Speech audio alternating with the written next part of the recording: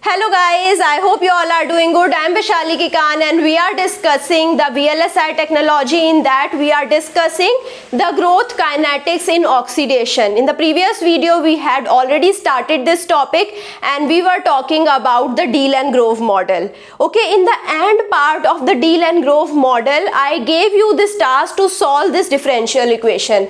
We came up to this differential equation, we equated the flux and we found out this differential equation, and I gave you the task to solve this differential equation and a lot of people were finding it difficult. So today I am going to discuss its integration and how we can solve this differential equation, how we can find out the oxidation rate constants. Okay, how I can find out what is A, what is B. I was talking about A and B as the constant in the previous video. There you were confused that what is this A and what is this B, how we can find out this A and B. Okay, we will be seeing the full derivation to find out A and B, and also we will be seeing how the oxidation layer proceed forming. Okay, so when I have time nearly equal to 0 at the beginning of the oxidation process, how my X is behaving, how the thickness of the oxidation layer is growing. Then at the time is equal to infinity, at the infinite time, how the oxidation layer's thickness is growing. We are going to see all of these things in this video. So this video is going to be the really interesting one. So we had already talked about this equation.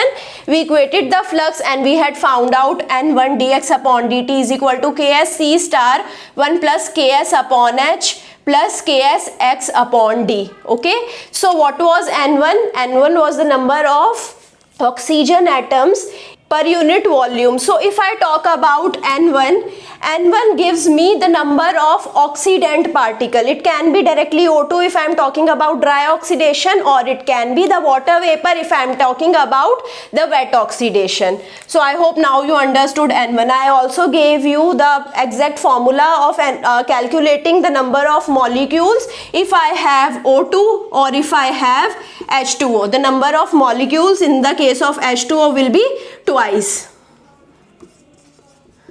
because two molecules of H2O will be reacting to form one molecule of SiO2. So whatever molecules of O2 are there, I need twice the number of H2O molecules. So this was the recap. Now what is X? X is the thickness of the oxidation layer, T is the time. So dx upon dt will give me the rate of change of thickness of the oxidation layer. Okay, now if I talk about Ks, Ks is the reaction rate constant. Okay, if I talk about D, D is the diffusion constant. Ks I have already told you, X I have already told you, H was the multiple constant. We had calculated H with the help of Henry's law if you remember. So H was also a constant which was made up of 2 or 3 constant. So you can go to the previous video and see how you can find out H with the help of Henry's law. Now coming to the solving of this equation. So here we have dx term and here we have x term. So we will be taking this term this side, and here we have Ks C star. We will be taking N1 in the denominator and dt here. So what happened? This full term went here and this N1 and dt went this side. So 1 plus Ks upon H plus Ks x upon D into dx, integration will be equal to Ks C star. This N1 will be going into the denominator, dt will be going into the numerator. So integration of Ks C star upon N1 dt. This is simple. Okay, so now here we have to do the integration. So 1 plus Ks upon H is a constant. So its integration will be the constant multiplied with the x. So this is the simple integration of 1 plus Ks upon H. Okay, the integration of 2 into dx will be 2 into x. So similarly here I have the constant 1 plus Ks upon H.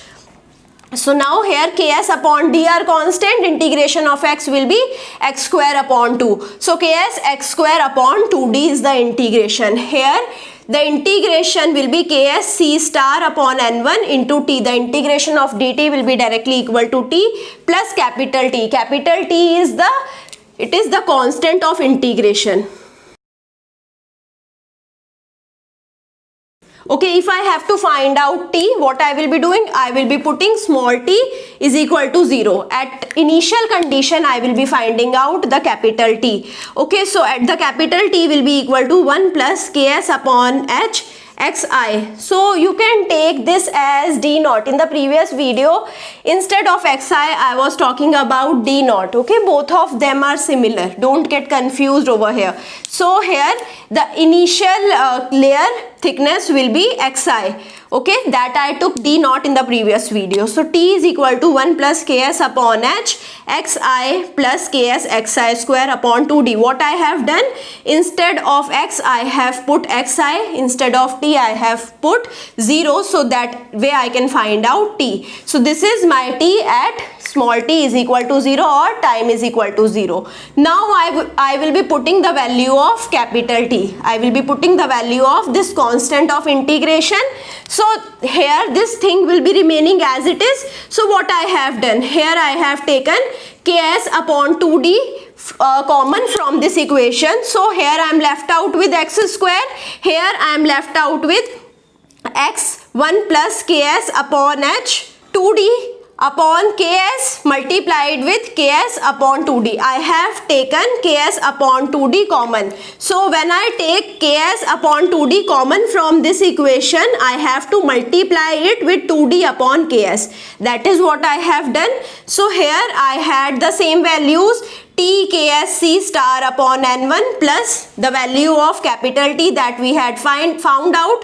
It was 1 plus ks upon h xi plus ks xi square upon 2d. So this was the value of capital T that we have directly put. So now what we can do, we can take this ks upon 2d this side. So here it will be multiplied with 2d upon ks. Okay, so here we have the same term x square plus x 1 plus ks upon h multiplied with 2d upon ks. So this term was as it is there, but here in the right hand side I will be multiplying with 2d upon ks. So let's multiply it here. So t ks c star upon n1 multiplied with 2d upon ks. So here if I multiply xi square ks upon 2d with 2d upon ks, so what I am left out with, directly xi square. So I wrote directly xi square. So here 1 plus ks upon h. So this is this term, and here I will be multiplying with the 2d upon ks into xi also. So now here if I am taking a to be 2d 1 upon ks plus 1 upon h. Okay, this is I am taking to be constant a, the constant b I am taking to be equal to 2d c star upon n1. Okay, so now if I have taken these two constants like this, how my equation will be looking like? So here I am left out with x square.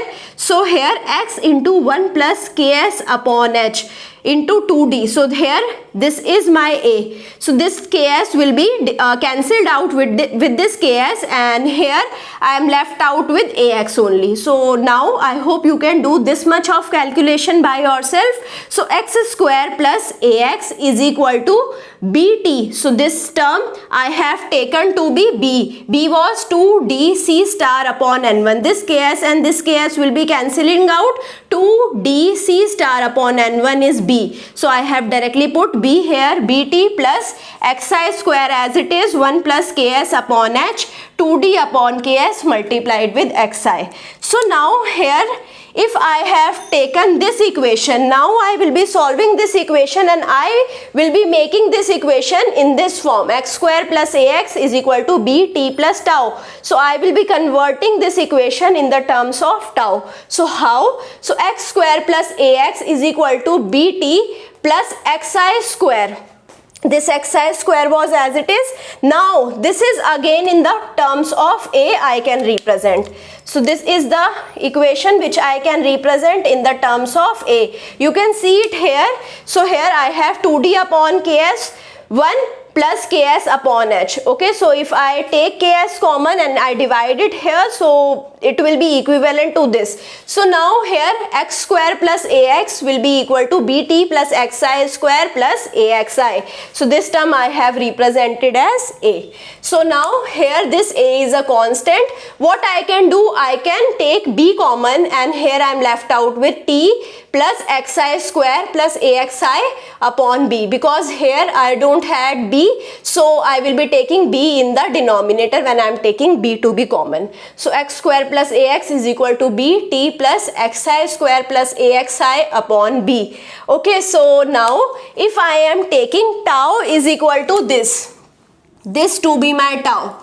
So how I can represent this equation? So tau was xi square plus axi upon b. So how I can represent this equation? This equation can be represented as x square plus ax is equal to b t plus tau. This is a simple quadratic equation. I can solve this equation and I can write down x is equal to minus a plus minus under root a square plus 4b t plus tau upon 2. So these are the solution of the quadratic equation. I hope now you remember what is the quadratic equation and how we can find out its solution. So x is minus a plus minus under root a square plus 4b t plus tau upon 2. Now we are doing two things. We will be putting t is equal to 0 and t is equal to infinity. So when t is equal to 0, x will be equal to minus a plus a, because this negative sign has no significance over here. So I will be directly writing minus a plus a under root. So here I have taken a to be common. Here I am left out with 1.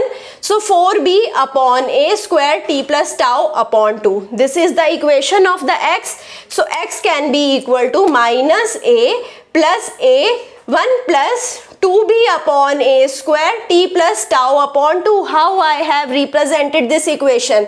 So when I have taken t to be tending to 0, t is very small. It is tending to 0. So I can say this full term is very small. Okay. So under root of 1 plus e, this is 1 and I have taken this to be e. So under root 1 plus e can be equated as 1 plus e upon 2. So or I can write down it like this, 1 plus e raised to power 1 by 2 is equal to 1 plus e by 2. So I have represented this equation like, so here minus a plus a, this was as it is, 1 was as it is, 1 plus a upon 2. What is a? 4b upon a square t plus tau. So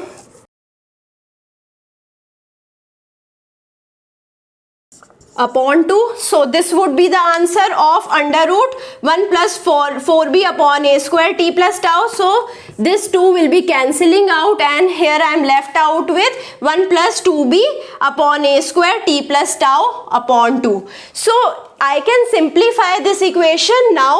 You can simplify it. This minus a will be multiplying here with this a. So how you can simplify it?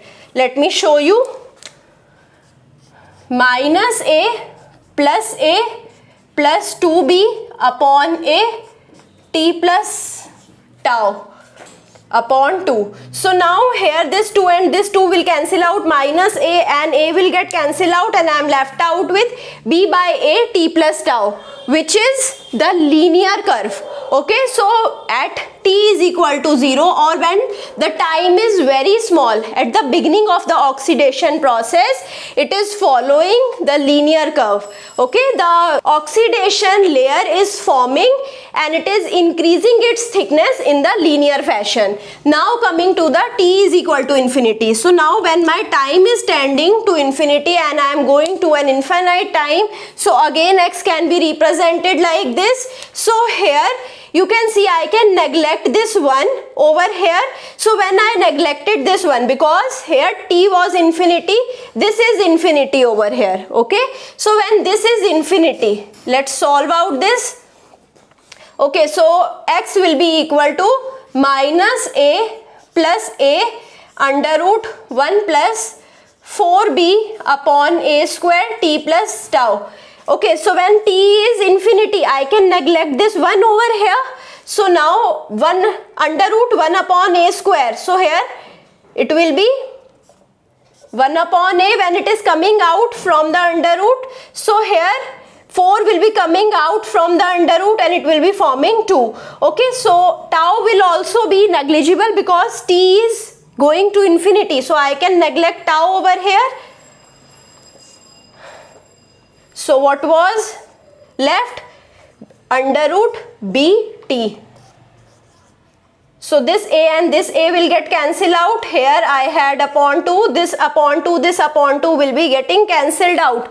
Okay, so now here I can say x is equal to under root bt. Okay, so if you are still confused, you can solve this equation and you can find out how I can find out this equation. So even if you don't cancel out this one, so in that case I will be having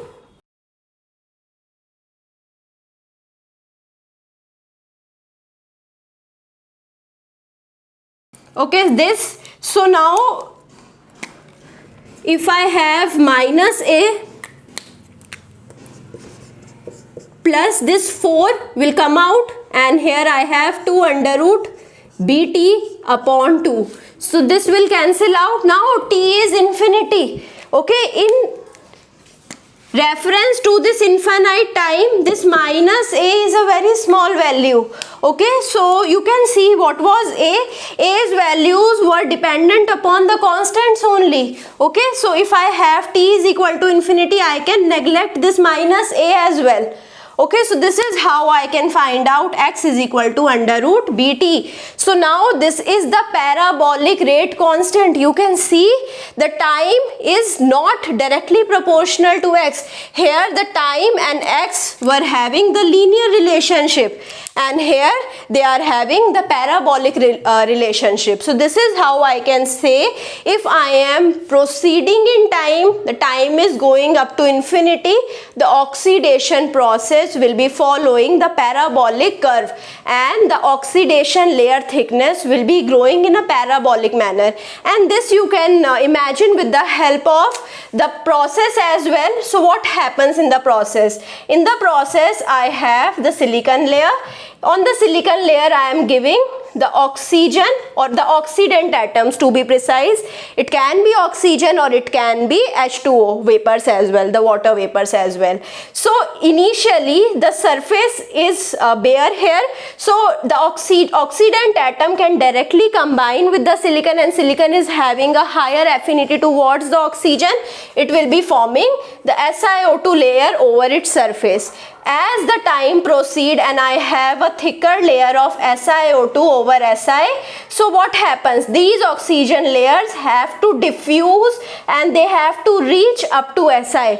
Okay, so as my SiO2 layer is increasing in thickness, the oxidant atom have to diffuse and then they have to reach to the silicon substrate. So this is causing the delay. So this is why if I am increasing in time, the growth rate of the SiO2 layer will be decreasing and then it will be following the parabolic rate constant. So I hope now you understood what are the oxidation rate constants, what is A, what is B, what happens at t is equal to 0, t is equal to infinity, and how we can find out the solution of this differential equation. This was purely mathematics. So I hope if you have still any kind of doubt, you will be taking out your notebook and you will be solving this differential equation on your own. So if you still found any difficulty during this process, you can reach out to me or you can put the doubt in the comment. I will be trying to resolve your doubt as soon as possible. I hope you like this video. If you like it, you can push the like button or you can share it with your friends and also do subscribe the channel. Thank you so much.